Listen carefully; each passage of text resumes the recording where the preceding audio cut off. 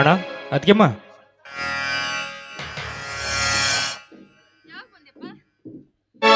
ಇದೀಗ ತಾನೇ ಬಂದಿಮ್ಮ. ಅಣ್ಣ ಇಲ್ಲಿ ಕಾಣ್ತಾನೆ ಇಲ್ಲ. ಅವರು ಹೊರಗಡೆ ಹೋಗಿದ್ದಾರೆ.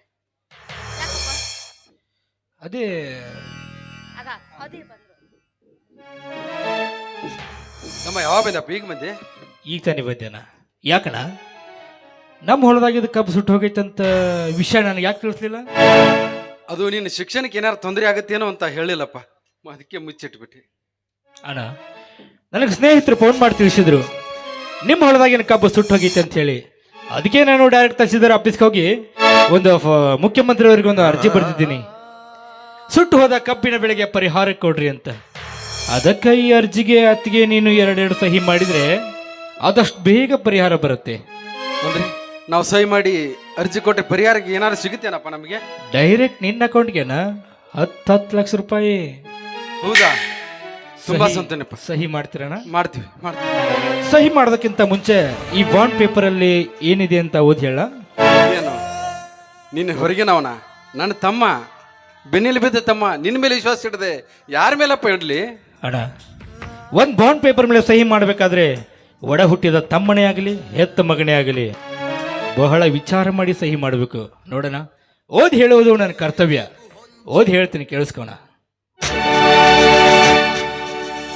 ಸನ್ಮಾನ್ಯ ಮುಖ್ಯಮಂತ್ರಿಯವರಿಗೆ, ಧರ್ಮಾಪೂರದ ಧರ್ಮಣ್ಣನಾದ ನಾನು ತಮ್ಮಲ್ಲಿ ಕೇಳಿಕೊಳ್ಳುವುದೇನೆಂದರೆ, ತುಂಬಿ ನಿಂತ ನನ್ನ ಕಬ್ಬಿನ ಬೆಳೆಗೆ ಬೆಂಕಿ ಬಿದ್ದು ಸುಟ್ಟು ಭಸ್ಮವಾಗಿದೆ.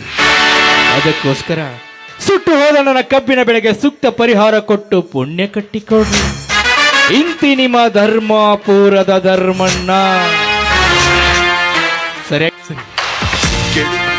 ಸಾವಿತ್ರಿ, ನೋಡಿದ್ಯಾ? ಅಂತೂ ನನ್ನ ತಮ್ಮನಿಗೆ ನಾವು ಕಷ್ಟಪಟ್ಟು ಶಿಕ್ಷಣ ಕೊಡಿಸಿದ್ದಕ್ಕೂ ಇಂದು ಸಾರ್ಥಕವಾಯಿತು. ನಮ್ಮ ಬೆಳೆ ಎಲ್ಲ ಹಾಳಾಗಿ ಸುಟ್ಟು ಹೋಗಿ ನಾವು ಕಷ್ಟದಲ್ಲಿರುವಾಗ ನನ್ನ ತಮ್ಮ ಪರಿಹಾರ ಕೊಡಿಸಿ ನಮ್ಮ ಕಷ್ಟ ಎಲ್ಲ ದೂರ ಮಾಡ್ತಾ ಇದ್ದಾನೆ ಸಾವಿತ್ರಿ, ದೂರ ಮಾಡ್ತಾ ಇದ್ದಾನೆ. ಹೌದು, ಕಲಿತವ್ರಿಗೆ ಗೊತ್ತಿರ್ತದ್ರಿ. ನಮ್ಮಂತ ಕಲಿಲಾರ್ದವ್ರಿಗೆ ಏನಂತ ಗೊತ್ತಿರ್ಬೇಕು? ಮೂಲೆಯಲ್ಲಿ ಕುಂತ ಅಳುವುದಷ್ಟೇ ಅಲ್ಲ ನಮ್ಗೆ.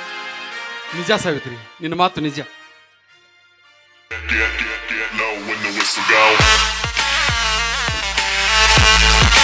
ಸಿಗರೇಟ್ ಸೇತಾ ಇದ್ದೀನಿ.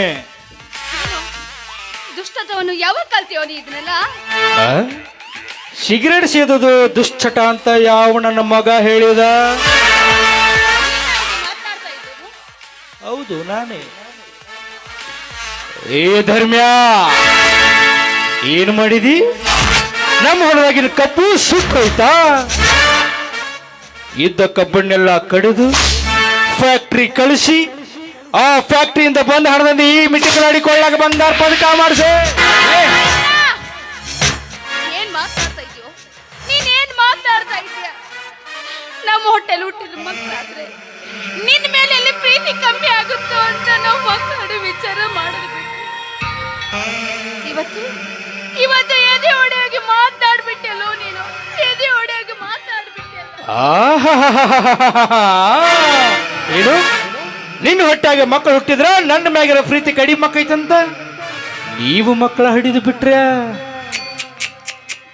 ನೀವು ಮಕ್ಕಳ ಹಿಡಿದು ಬಿಟ್ಟಿದ್ದು ನನ್ನ ಮ್ಯಾಗಿರೋ ಪ್ರೀತಿ ಕಡಿಮೆ ಮಕ್ಕೈತಂತಲ್ಲ, ಮಕ್ಕಳ ಕೊಡು ಗಂಡಸ್ತನ ನಿನ್ನ ಗಂಡನ ಹಂತಕ್ಕಿಲ್ಲ. ಒಬ್ಬ ಅಣ್ಣನಿಗೆ ತಮ್ಮ ಮಾತಾಡಿದ್ದು ಏನು ಮಾತಾಡ್ತಿದ್ದೀಯ ನೀನು? ಏನೋ ಮಾತಾಡ್ತಿದ್ದೀಯ? ಮುಚ್ಚಲೆ ಬಾಯಿ. ಅಣ್ಣ ಅಣ್ಣ ಅಂತ ಅಂದಿದ್ದಕ್ಕೆ ಒಡ ಹುಟ್ಟಿದ ತಮ್ಮಗ ಮೋಸ ಮಾಡಿದೆ. ಲೇ ಧರ್ಮ್ಯ, ಇಷ್ಟೋ ತನಕ ನೀನು ಬಾಂಡ್ ಪೇಪರ್ ಮೇಲೆ ಸಹಿ ಮಾಡಿದಲ್ಲ, ಅದು ಪರಿಹಾರ ಅಲ್ಲ. ಮತ್ತೆ ನಿನ್ನ ಸಮಸ್ತ ಆಸ್ತಿಯನ್ನ ನನ್ನ ಹೆಸರಿಗೆ ಬಿಟ್ಟು ಕೊಟ್ಟೀನಿ ಅಂತ. ಇನ್ನು ಮುಂದೆ ನಮ್ಮ ಮನ್ಯಾಗ ನಿಮ್ಮಿಬ್ಬರಿಗೂ ಜಾಗ ಇದೆ.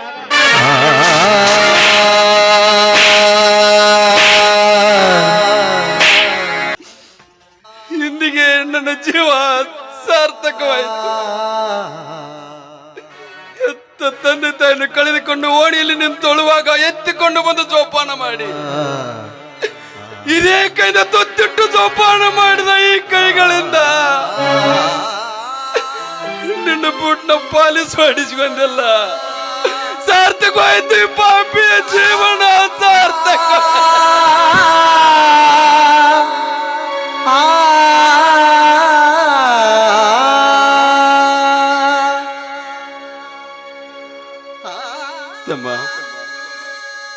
ನಾವಿಬ್ರು ಈ ಮನೆ ಬಿಟ್ಟು ಹೋಗೋದ್ರಿಂದ ನೀನು ಸಂತೋಷವಾಗಿ ಸುಖವಾಗಿರ್ತೀಯ ಅನ್ನೋದಾದ್ರೆ ಹೋಗ್ತೀವಿ. ನಿನ್ನ ಕಾಣದಂಗೆ ಎಲ್ಲಾದ್ರೂ ದೂರ ಹೊರಟು ಹೋಗ್ತೀವಿ. ಆದ್ರೆ ಹೋಗೋ ಮುಂದ ಈ ಪಾಪಿ ಹೊಟ್ಟೆ ತುಂಬಾ ಹಸ್ದೈತಿ. ಒಂದು ತುತ್ತ ಅಣ್ಣನಾದ್ರೂ ಹಾಕಿ ಕಳಿಸು, ಅಣ್ಣನಾದ್ರೂ ಹಾಕಿ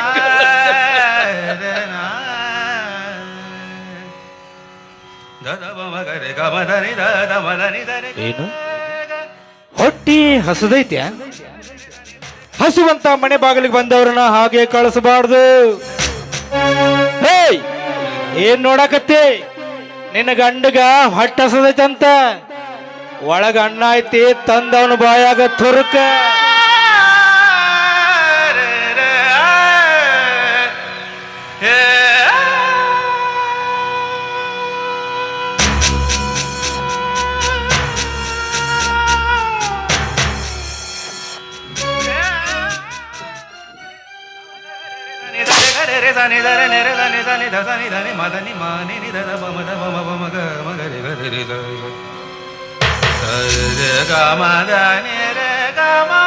ಅಯ್ಯೋ ಪಾಪಿ, ತಿನ್ನೋ ಅಣ್ಣನ ನೆಲಸಮ ಮಾಡಿಬಿಟ್ಟೆ ಅಲ್ಲೋ.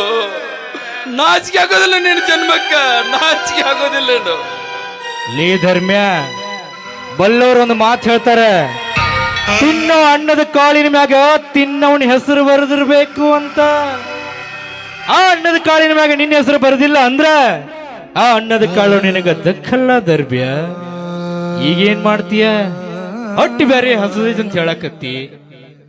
ಕೇಳು, ಇದೇ ಜನರಿಗೆ ಅಲ್ವಾ ಸಾಲ ಸೂಲ ಮಾಡಿ ನನ್ನ ತಲೆ ಮ್ಯಾಗ ಹೊರಿಸಿದಿ. ಇವತ್ತು ಇದೇ ಜನರಿಗೆ ಕೇಳು, ಇವತ್ತು ನನ್ನ ತಮ್ಮ ಮಣಿ ಬಿಟ್ಟು ಹೊರಗೆ ಹಾಕ್ಯಾನ, ಹೊಟ್ಟೆ ಹಸದೈತೆ ಅಂತ ಹೇಳು. ಯಾರಾದ್ರೂ ಒಂದು ತುತ್ತು ಅನ್ನ ಕೊಡ್ತಾನಂತ ನಾನು ನೋಡ್ತೀನಿ. ನೀನು ನಿಜವಾಗ್ಲೂ ಧರ್ಮಾಪುರದ ಧರ್ಮಣ್ಣನೇ ಆಗಿದ್ರೆ, ಸತ್ಯವಂತನೇ ಆಗಿದ್ರೆ, ನ್ಯಾಯವಂತನೇ ಆಗಿದ್ರೆ ಈ ನಿನ್ನ ಧರ್ಮಾಪುರದ ಜನ ನಿನಗೆ ಭಿಕ್ಷೆ ನೀಡ್ತಾರ ಅಂತ ನಾನು ನೋಡ್ತೇನೆ. ಕೇಳು, ಭಿಕ್ಷೆ ಕೇಳು.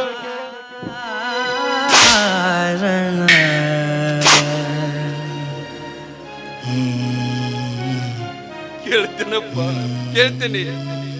ನೀನು ಶಿಕ್ಷಣ ಕಲಿಯಕಂತ ಹೋದಾಗ ಇದೇ ಜನ 50,000 ಲಕ್ಷ ಕೊಟ್ಟು ಆದಷ್ಟು ಬೇಗ ನೀನು ತಮ್ಮ ಶಾಲೆ ಕಲಿತು ದೊಡ್ಡ ಸಾಯವಾಗಿ ಬರಲಿ ಅಂತ ಆಶೀರ್ವಾದ ಮಾಡಿದ ಈ ಧರ್ಮಪುರದ ಜನ ನಾನು ಕಷ್ಟದಲ್ಲಿ ಸಿಲುಕಿದ್ದೀನಿ ಅಂದಾಗ ಸಹಾಯ ಮಾಡದೇ ಇರ್ತಾರೇನೋ? ಮಾಡದೇ ಇರ್ತಾರ? ಓ ನನ್ನ ಬಂಧುಗಳೇ, ಈ ನಿಮ್ಮ ಧರ್ಮಣ್ಣ ದುರ್ದೈವದ ಕೈಗೆ ಸಿಕ್ಕು ನಲಿತ.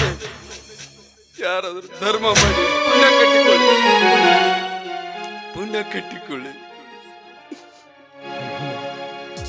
ಓ ಅಯ್ಯ ಅಮ್ಮಯ್ಯ ಧರ್ಮನೇ ತಾಯಿ ತಂದೆ, ಕಾಸೊಂದು ನೀಡ ಶಿವನೇ, ಕಾಸೊಂದು ನೀಡ ಶಿವನೇ.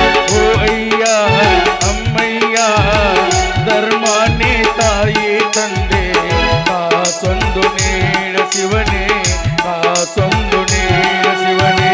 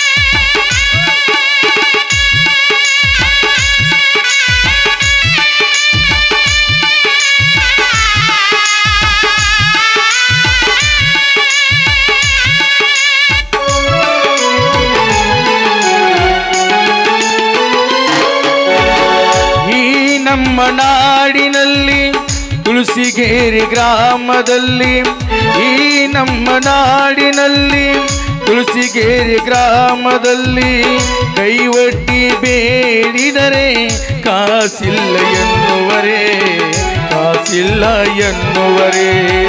ಕೊಡುವಾತ ಬಾಳಲಿ ಕೈ ತುಂಬ ನೀಡಲಿ, ಕೊಡುವಾತ ಬಾಳಲಿ ಕೈ ತುಂಬ ನೀಡಲಿ. ಆಸೆ ಹೆಚ್ಚಾಗಲಿ ಪ್ರೀತಿಯಿಂದ ಬಾಳಲಿ. ಓ ಅಯ್ಯ ಅಮ್ಮಯ್ಯ ಧರ್ಮಾನಿ ತಾಯಿ ತಂದೆ, ಕಾಸೊಂದು ನೀಡ ಶಿವನೇ, ಕಾಸೊಂದು ನೀಡ ಶಿವನೇ, ಕಾಸೊಂದು ನೀಡ ಶಿವನೇ.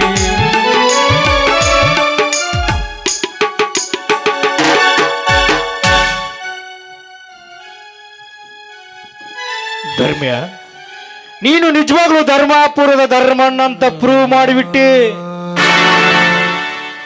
ಅಷ್ಟೊಂದು ಹಣ ನೀನ್ ಮೊದ್ಲೇ ಹೆಬ್ಬಟ್ಟು, ನಿನಗೆ ಲೆಕ್ಕ ಹಾಕಕ್ ಬರಂಗಿಲ್ಲ. ನಾನ್ ಲೆಕ್ಕ ಹಾಕಿ ಕೊಡ್ತೀನಿ ಕೊಡು.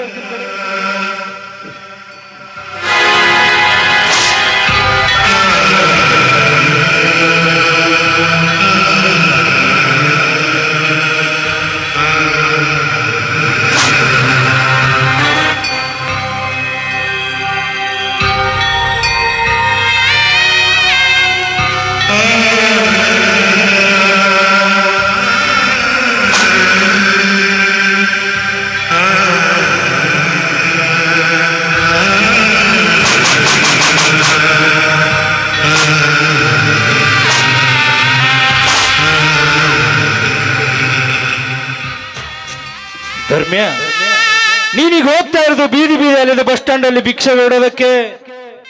ಇಷ್ಟೊಂದು ದುಡ್ಡು ನೋಡಿ ಯಾರಾದರೂ ನಿನ್ನ ಚುಚ್ಚಿ ಕೊಂದು ಬಿಟ್ರ, ದುಡ್ಡಿಗೋಸ್ಕರ ಪ್ರಾಣ ಕಳ್ಕೊಂತಿ. ಬೇಡ, ಈ 10 ರೂಪಾಯಿ ತಗೋ. ಈ 10 ರೂಪಾಯಿ ತಿಂಬಂದು ಇಬ್ರು ಗಂಡ ಹೆಂಡತಿ ಹೊಟ್ಟೆ ತುಂಬಾ ಊಟ ಮಾಡಿ ಸುಂದರವಾದ ಸಂಸಾರ ಮಾಡ್ರಿ. ತಗೋ ತಗೋ ತಗೋ.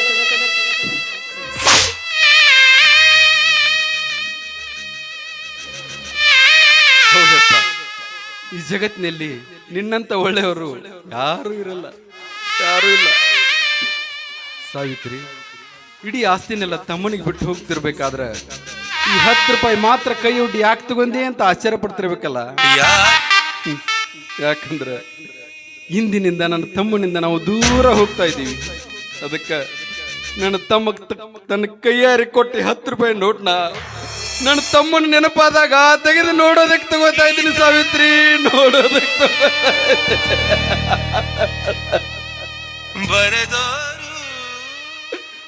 ಸಾವಿತ್ರಿ. ಬೆನ್ನಿಲಿ ಬಿದ್ದು ತಮ್ಮನೇ ನಮ್ಮನ್ನ ಕತ್ತ ಮೇಲೆ ಕೈ ಕೊಟ್ಟು ಹೊರಗೆ ಹಾಕ್ತಿರುವಾಗ ಇನ್ನು ಕಣ್ಣೀರು ಸುರಿಸ್ತಾ ಇಲ್ಲಿ ಕುಳಿತರೆ ನಮ್ಮ ಕಣ್ಣೀರಿಗೆ ಬೆಲೆ ಇಲ್ಲ. ನಡೆ, ಭೂಮಿ ಕರೆದುಕೊಂಡ ಭಗವಂತ ಅದೇನ್ ದಾರಿ ತೋರಿಸ್ತಾನ. ನಡೆ ಹೋಗೋಣ. ಇಂದಿಗೆ ಈ ಮನೆ ಋಣ ಮುಗಿತು ಸಾವಿತ್ರಿ, ಮುಗಿತು.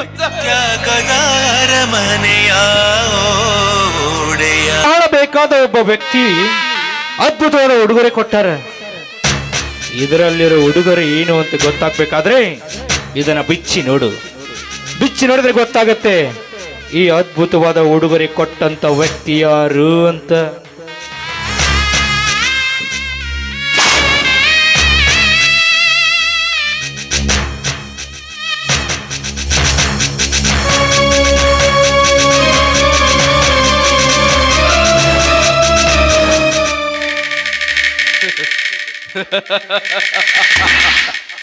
ಶ್ರೀಕಾಂತ್ ಗೌಡ, ಒಂದು ನಾನು ನಿಮ್ಮ ಮನೆಗೆ ಬಂದಾಗ ನೀನು ಕೇಳಬಾರದ ಮಾತನ್ನು ಕೇಳಿದ್ದಕ್ಕೆ ನಿನ್ನ ಜೊತೆ ಜಿದ್ದು ಹಾಕಿ ಒಂದು ಚಪ್ಪಲಿ ಎಸೆದು ಇನ್ನೊಂದು ನನ್ನ ತಮ್ಮನ ಕೈಲಿ ಕೊಟ್ಟು ಕಳಿಸ್ತೀನಿ ಅಂತ ಹೇಳಿ ಬಂದಿದ್ದೆ. ಆದ್ರೆ ನಿನ್ನ ಕುತಂತ್ರ ಬುದ್ಧಿಯಿಂದ ಅದೇ ಚಪ್ಪಲಿನ ನನ್ನ ತಮ್ಮನ ಕೈಲಿ ಕೊಟ್ಟು ನನ್ನ ಮನೆಗೆ ಕಳಿಸಿದ್ಯಲ್ಲ, ನಿನ್ನನ್ನು ಮೆಚ್ಚಕ್ಕಿಲ್ಲ. ಆ ದೇವರು ನಿನ್ನನ್ನು ಮೆಚ್ಚಕ್ಕಿಲ್ಲ. ಈಗ ನನಗೆ ಅರ್ಥ ಆಯ್ತು, ನನ್ನ ತಮ್ಮ ಯಾಕೆ ಈ ರೀತಿ ನಡ್ಕೊಳ್ತಾ ಇದ್ದಾನೆ ಅಂತ ಈಗ ಅರ್ಥ ಆಯ್ತು. ಅವ್ರನ್ನೆಲ್ಲ ನಂಬೇಡ, ಅಂತವ್ರು ನಂಬೇಡ. ಅವರೆಲ್ಲ ತುಟಿಗೆ ತುಪ್ಪ ಸೌರಿ ಊಟದಾಗ ವಿಷ ಹಾಕೋ ಜನರಪ್ಪ. ನಂಬೇಡ ಅವ್ರನ್ನ. ಬಣ್ಣ ಬಣ್ಣದ ಮಾತು ಹೇಳಿ ನನ್ನ ಮನಸ್ಸು ಬದಲಾಯಿಸಬೇಡ. ಸುಮ್ಮನೆ ನನ್ನ ಮನೆ ಬಿಟ್ಟು ಹೊರಟೋಗು. ಮಹಾರಾಜ ಗುಣದಲ್ಲಿ ಗುರು ನೀ